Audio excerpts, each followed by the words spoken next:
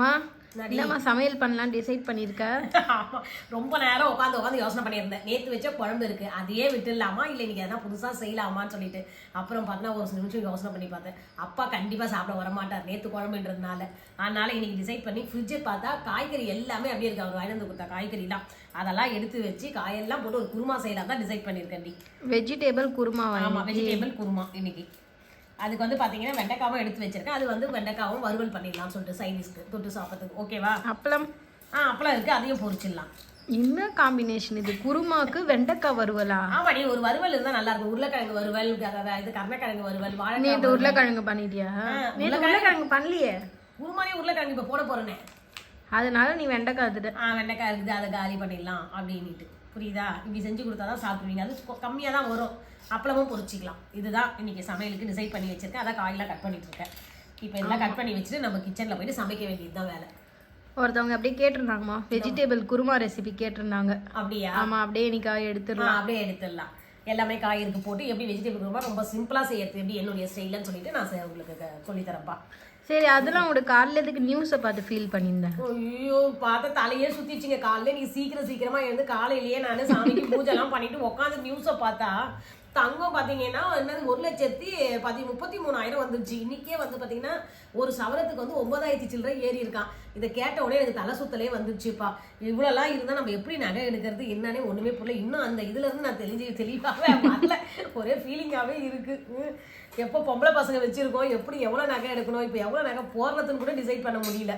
பெரிய விஷயம் இப்போ என்ன இருந்ததுன்னா, நம்ம இப்போ அதுக்கு முன்னாடி செஞ்சவங்க இப்போ நம்மளுக்கு செய்வாங்களா செய்ய மாட்டாங்களான்ற ஒரு ஃபீலிங் அது வேற வந்துடுச்சு. இப்போ இவ்வளோ நகை ரேட் அதிகமாக இருக்கிறதுனால எல்லாம் அப்போ என்ன நகை போட்டிங்களோன்னு சொல்லிட்டு காசே கொடுத்துருவாங்கன்னு அந்த ஃபீலிங் வேற இருக்குது. என்ன பண்ணுறதுனே ஒன்றும் தெரியலப்பா. காலையில் எழுதுலதே இன்னைக்கு மூடே எனக்கு அப்செட் ஆயிடுச்சு. இதை கேட்ட உடனே அந்த மாதிரி நீங்கள் யாராவது பார்த்துட்டு அந்த மாதிரி இருந்தீங்கன்னா எனக்கு கொஞ்சம் ஆறுதல் சொல்லுங்க. இப்படிதான் ஆறுதல் சொல்லிட்டு போகணும் போல இருக்கு. இவ்வளோ வெள்ளியும் ஏறுது பாருங்களேன். வெள்ளியும் 450 ரூபா வருது பார்த்தீங்களா? அது என்னன்னு தெரியல. 1 கிராம் வந்து 450 ரூபா. நாங்கள் கொலுசு எடுக்க சொல்ல 167 ரூபா இருந்தது. ஆனால் ஆன் த ஸ்பாட்லேயே நாங்கள் பில்லு போகிற சமயத்தில் 3 ரூபா ஏறிடுச்சு.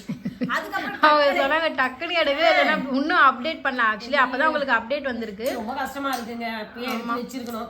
எங்கே எடுத்து வச்ச நகைலாம் பசங்க படிப்புக்கு இதுக்கு எமர்ஜென்சிக்காக தான் நம்ம யூஸ் பண்ணிக்கிறோம். மிடில் கிளாஸ் உடைய நிலைமையே அப்படிதானே.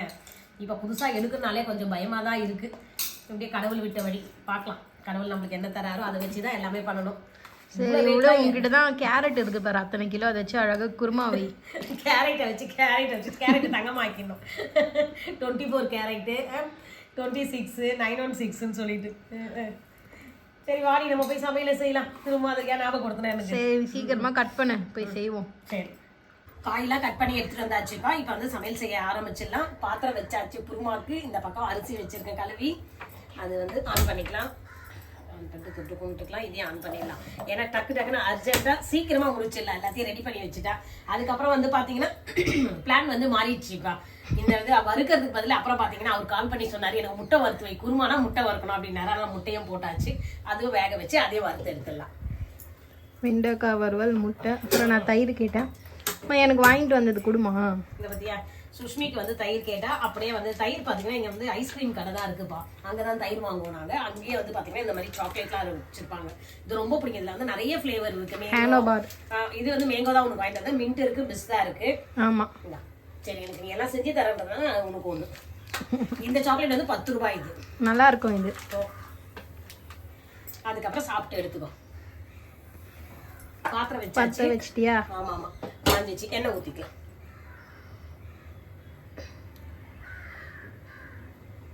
எண்ணெய் வந்து அளவான எண்ணெய். ஏன்னா குருமாக்கு அதிகம் இது தேங்காய் அரைச்சி ஊற்றலாம். அந்த எண்ணெயை கொஞ்சம் மேலே இருக்க மாதிரி இருக்கும். திட்டமா எண்ணெய் மட்டும் பார்த்து சேர்த்துக்குங்க குருமாக்கு. இப்போ மசாலா ஐட்டம் பார்த்தீங்கன்னா நம்ம வந்து இந்த சோம்பு எடுத்து வச்சிருக்கேன், பட்டை, லவங்கம், அந்த கல்பாசி, அப்புறம் வந்து இந்த இது அன்னாச்சி பூ, ஒரு பிரிஞ்சி இலை எடுத்து வச்சிருக்கேன். ஏலக்காய் இதுக்கு அவ்வளோ தேவையில்லை. எல்லாத்துக்கும் எல்லாமே போட்டா வந்து அப்புறம் பிரியாணி டேஸ்ட் வந்துடும். இது குருமா வெறும் சோம்புமே இந்த கல்பாசி மட்டும் தான் போட்டு செய்வாங்க. அப்புறம் இந்த கசகசா முந்திரி அரைச்சி ஊற்றுவாங்க. அது ஒரு டேஸ்ட் வேற மாதிரி இருக்கும். அதுக்காக இதை மட்டும் எடுத்து வச்சிருக்கேன் நான். இதை ஆட் பண்ணிக்கலாமா? ஆமா, எண்ணெய் காஞ்ச பிறகு தான் ஆட் பண்ணணும். அப்பதான் இந்த மசாலா பொரிய சொல்ல அதனுடைய ஸ்மெல் வந்து நல்லா சூப்பரா வரும். அதுக்காக தான். காஞ்சிச்சா? ஃபர்ஸ்ட் பிரிஞ்சி இலையை போட்டுக்கிறேன். பொரியுது, இதையும் போட்டுக்கலாம். மசாலா ஐட்டங்கள் எல்லாம் போட்டுக்கலாம். அதெல்லாம் உனக்கு ஒரு டவுட். புரியுது. செக் பண்ணிங்க ஃபர்ஸ்ட், அதுக்காக தான். ஒய் நல்ல வேலை, நல்ல வேலை என் மேலே போட்டிருக்கோம். இப்படிதான் அது பொரியும். அது எதுன்னு தெரியலையே. இது அது மொட்டோட அந்த லவங்கம் இருந்தா அப்படிதான் அது பொரியும். அது வெடிக்கும். நீ வெங்காயத்தை போடு அடுத்து வெடிக்கிறதுக்குள்ள. நல்ல வேலை பத்தியாடி, கடவுளை கும்பிட்டது சரியா போச்சு இன்னைக்கு. இப்படிதான்ப்பா நம்ம கடவுளை கும்பிட பாத்தீங்களா, ஒண்ணு கூட ஏன் மேல படவே இல்லை. அது எப்படி தெளிச்சு போச்சு. ஏன்னா டக்கு நம்ம முகத்துல இல்ல கையில காலில் தான் அது மாதிரி படம். டெய்லியுமே நம்ம அதுதான் கடவுளுக்கு டெய்லியுமே நன்றி சொல்லணும். தண்ணியோட போட்டியோ? இல்ல தண்ணி இல்லையா, நான் தனியா தானே கப்புல எடுத்துச்சு. இதுலதான் தண்ணி இருக்குன்னா ஒத்துப்பேன் நானு. ஆமா தண்ணி இருக்குது, அந்த கப்பு காஞ்சதுதான். இப்ப அப்படியே நம்ம 4 பேருக்கு செய்யற இது எத்தனை வெங்காயம் தக்காளி மட்டும் சொல்லிடு. ஏன்னா நிறைய பேர் வந்து அளவு கேக்குறாங்க. ஆமா, இது பெரிய வெங்காயம் வந்து 1 எடுத்திருக்கப்பா. பெரிய தக்காளி வந்து 2 தக்காளி எடுத்திருக்கேன். வெஜிடபிள் வந்து நம்ம தேவைக்கு ஏற்பதான். சிலவங்க வந்து குருமா மட்டும் வேணும், வெஜிடபிள் கம்மினா கம்மி பண்ணிக்கங்க. எல்லாத்துக்குமே 6 போட்டுருங்க. கொஞ்சம் காய் வச்சு சாப்பிடுவாங்கன்னா கொஞ்சம் நீங்க எக்ஸ்ட்ரா போட்டுங்க. அது உங்க விருப்பம் தான். அதெல்லாம் ஓகே. லவங்கம் தாமா அது பறந்து வந்தது. அந்த முழுசா இருக்கும் பாத்தீங்களா, அந்த இது வந்து அப்படிதான் வெடிக்கும். வந்து கொஞ்சம் பார்த்து கேர்ஃபுல்லா இருங்க இதெல்லாம் போட சொல்லும். அதுக்கு முன்னாடி எப்பவுமே சாமியை கும்பிட்டு செய்யுங்கப்பா. ஏன்னா கடவுளுடைய ஆசீர்வாதம் இருந்தா மட்டும் தான் நம்மளுக்கு. எப்படி டக்குன்னு பாருங்க, நானே எதிர்பார்க்கவே இல்லை அப்படி ஒரு இது. ஆக்சுவலி அதுதான் சொல்றேன், இன்னைக்கு எனக்கு மைண்டே வந்து ஒரு இதுவாவே இல்லை. ஏன்னா நான் அதுதான் காலையில எழுந்தோடனே இந்த நியூஸ்லாம் நான் பார்க்கவே இல்லை. அப்பா வேலைதான் இதெல்லாம். இவருதான் இல்லாம இப்ப கடவுள் எப்ப குடுக்குறாரோ அது குடுக்க சொல்லி நம்ம அதை வச்சு இருக்கிறத வச்சு சந்தோஷமா அப்படியே சந்தோஷமா இருக்கலாம் அப்படிதான் நினைப்போம். வெங்காயம் சீக்கிரம் வதங்கிறதுக்கு உப்பு கொஞ்சம் போட்டுக்கலாம்ப்பா, கல் உப்பு. அதான் நல்லா வந்து கோல்டன் ப்ரௌன்ல நல்லா வதங்கிடும்.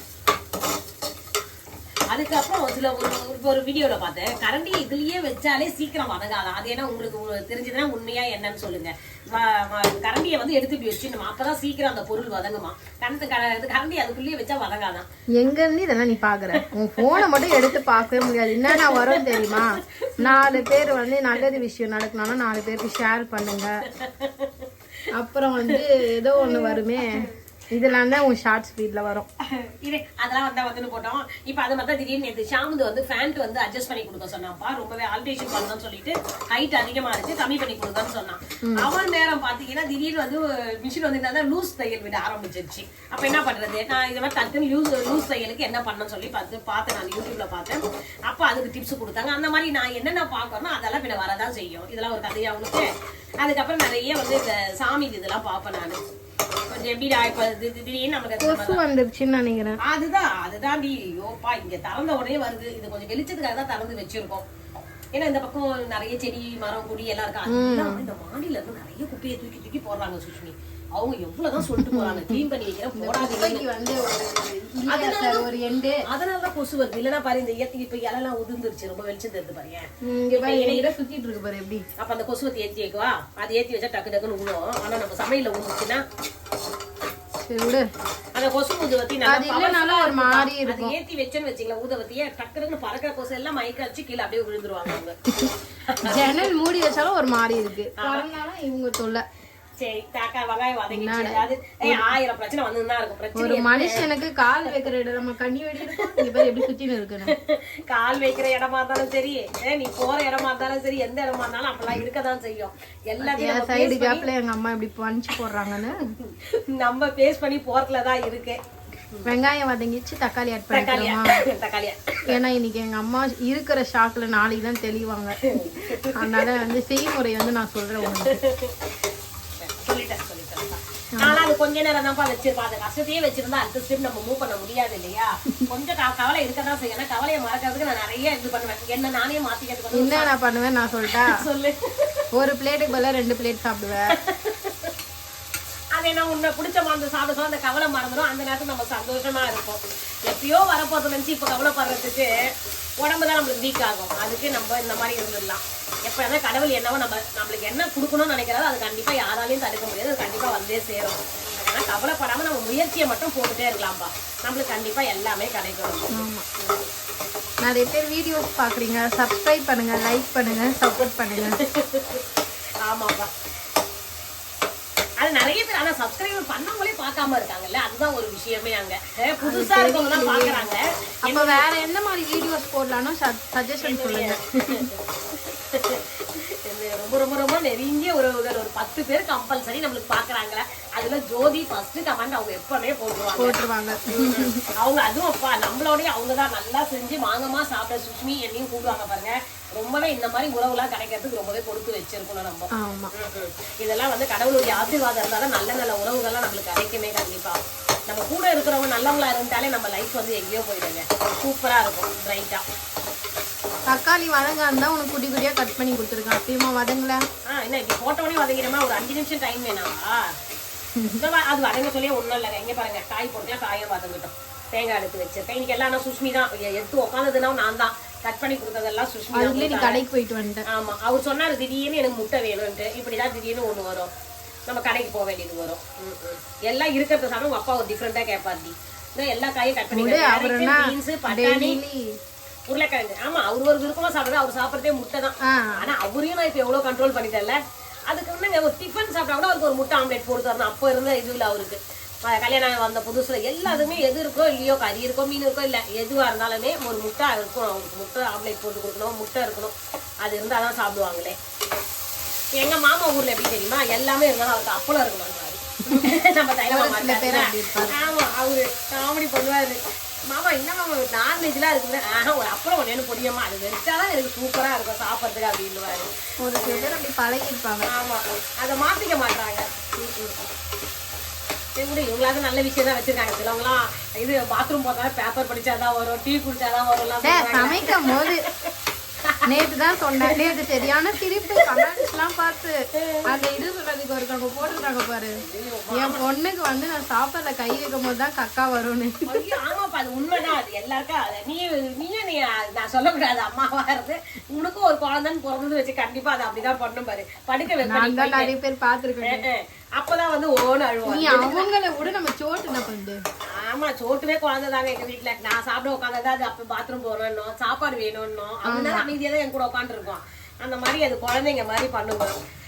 காமெடியா இருக்காங்க. ஐயோப்பா, நீங்க பண்ணாத அமக்கலாமா?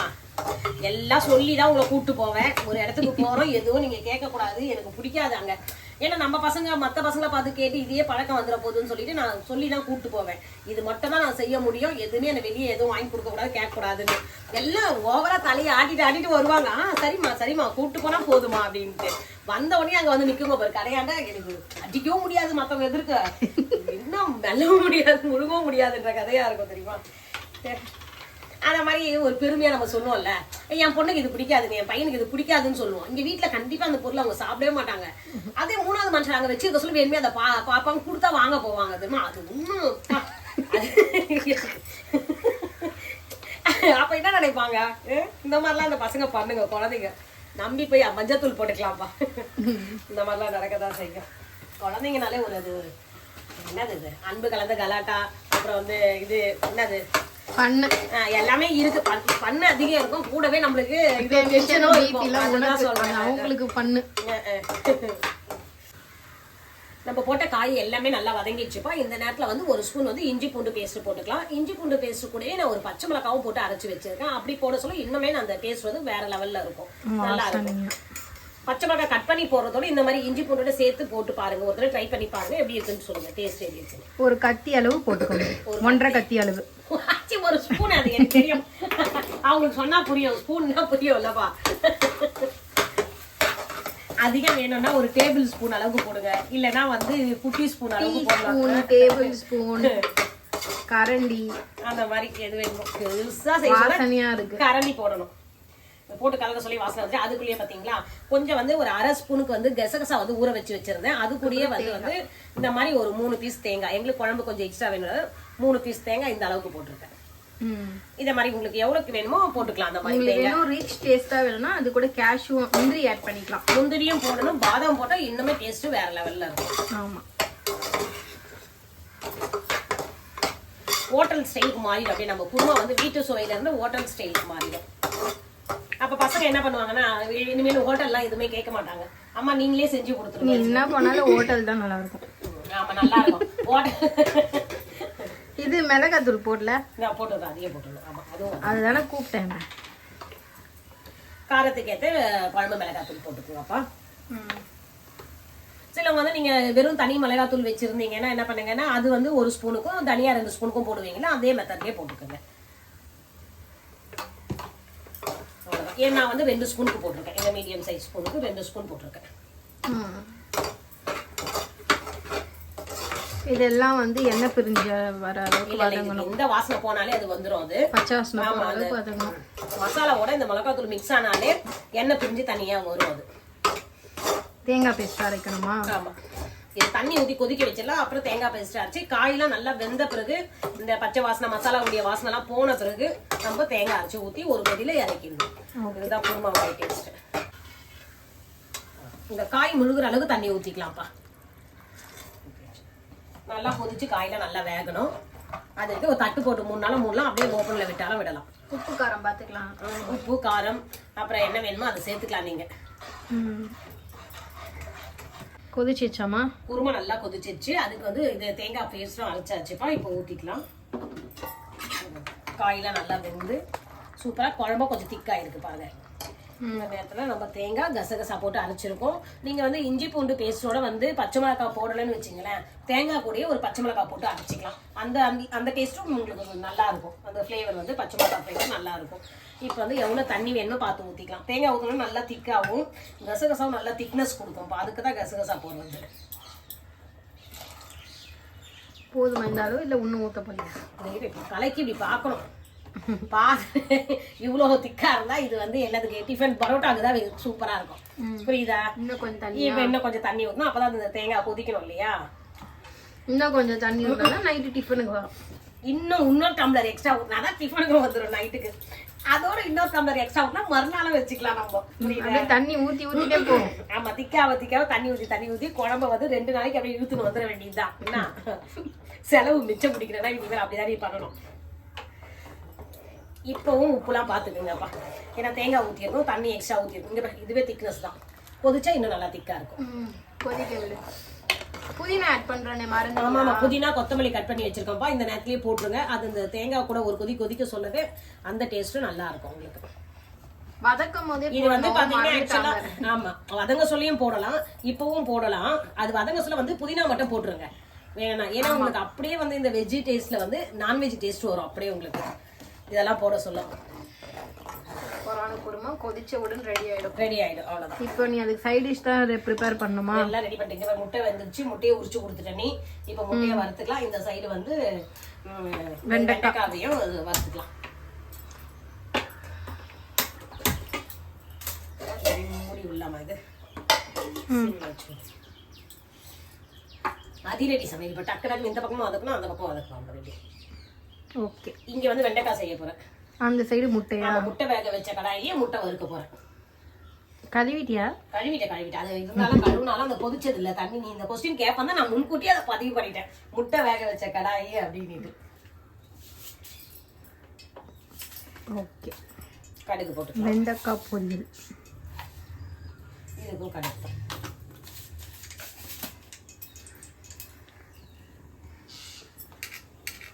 ஒரு சின்ன வெங்காயம் கட் பண்ணி வச்சிருக்கேன், கருவேப்பிலை வச்சிருக்கேன். இதுதான் இந்த அளவுக்கு தான் இருக்கு. இது வதங்க சொல்ல பாருங்க எவ்வளவு குட்டியே ஆயிடும். அப்படியே வதங்கினா சுருங்கிடும் அப்படியே. அதுக்காக தான் கொஞ்சம் வெங்காயம் போட்டோங்கன்னு வச்சுங்களேன், கொஞ்சம் சாப்பிட்றதுக்கு நல்லா இருக்கும். இது கடுகு இன்னும் பொரியணும்ல, அப்புறம் வாசனையே இல்லைன்னு எல்லா கடுகும் பொரிக்க டைம் கொடுப்பீங்க.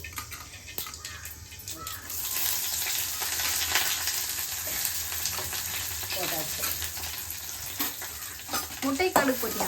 முட்டைக்கு போட்டுருக்கேன். அது சிம்ல வச்சிருக்கேன். அதுக்குதான் ஒண்ணு போட சொல்ல ஒண்ணு இதுவா இருக்கணும்ல, அது சிம்ல வச்சிருக்கேன். இப்போ இது வெங்காயம் வதங்க சொல்ல இது முட்டைக்கு வேலையை பார்த்துடலாம்.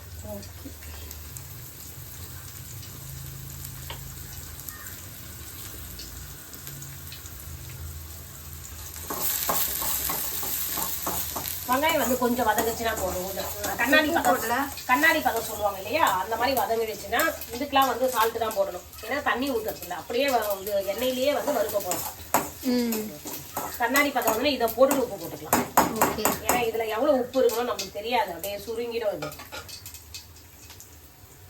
பொரிஞ்சிருச்சு. இப்போ இது கொஞ்சம் தண்ணி ஊற்றிக்கலாம். முட்டை வறுவல் அம்மா அப்படிதான் பண்ணுவாங்க. எண்ணெய் கடுகு அது ஏன்னா நம்ம மிளகாத்தூள் அப்பயே போடலாம் அது தீஞ்சா மாதிரி ஆயிடும். அதனாலதான் இப்படி கொஞ்சமா தண்ணி அதுவும் சிம்ல வைங்க. அதை மட்டும் நீங்க சிம்ல வச்சிருங்களேன். மெதுவாகவே கடுகு பொரியிட்டோம். பொரிஞ்ச உடனே வந்து பாத்தீங்கன்னா கொஞ்சமா அந்த காரம் வந்து நல்லா அந்த மிளகாத்தூள் பச்சை வாசனை போறதுக்காக கொஞ்சம் தண்ணி ஊத்தியாச்சு. அதுக்கு வந்து பாத்தீங்கன்னா கொஞ்சம் மஞ்சத்தூள், உப்பு, தேவையான உப்பு, உப்பு, அப்புறம் வந்து கொஞ்சம் பெப்பர் போட்டுக்கலாம். உப்பு, பெப்பர் ஒரு 1/2 ஸ்பூன் ஒரு பெப்பர் அது போட்டுக்கலாம். அப்புறம் வந்து ஒரு 1/2 ஸ்பூன் வந்து குழம்பு மிளகாத்தூள் போட்டு இது எல்லாத்தையும் வச்சுக்கோங்க. இப்போ இந்த பார்த்தீங்கன்னா இந்த மிளகாத்தூள் கிரேவி வந்து அப்படியே திக்காக எண்ணெய் பிரிஞ்சு வரும். அந்த நேரத்தில் இந்த முட்டையை போது வறுத்தீங்கன்னு வச்சுங்களேன், டேஸ்ட் அது ஒரு மாதிரி டேஸ்ட்டாக போட்டு இது பண்ணணும். அதை நான் கட் பண்ணி இப்படி கீறி விட்டுருவேன் கரண்டிலேயே. இந்த கத்தியில போடு. நீ பாதியா கட் பண்ண சொல்றியா? லைட்டா சைடுல அதுதான் நீ முட்டையை போட்டு முட்டையை வைக்கணும். இந்த முட்டைலாம் பாத்தீங்களா ஒரு பக்கமா அந்த மஞ்சள் கரு வந்து எல்லாமே அதுவே இதுவா இருக்கு, ஓப்பன்ல தான் இருக்கு. அதனால நம்ம வந்து லேசா அந்த வெள்ளை கருவாண்டை வந்து மட்டும் ஒரு கீரை அப்படியே கரண்டிலேயே போட்டுக்கலாம். இந்த மாதிரி கரண்டி வதங்கிடுச்சு வெண்டைக்காக்கு.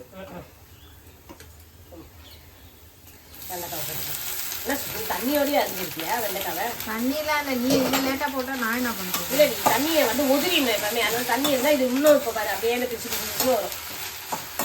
அதுல நீ எனக்கு சொல்லி தரலையே. கட் பண்ண சொன்னா நான் கட் பண்ண தண்ணியில போட்டு எடுத்து இதெல்லாம் உதிரிட்டு இந்த காயெல்லாம் தண்ணியே இருக்கக்கூடாது, கழுவிட்டு எடுத்து வச்சிடணும். அதுக்கப்புறம் கட் பண்ணா இவ்வளவு அந்த பிசுபிசுப்பு வராது.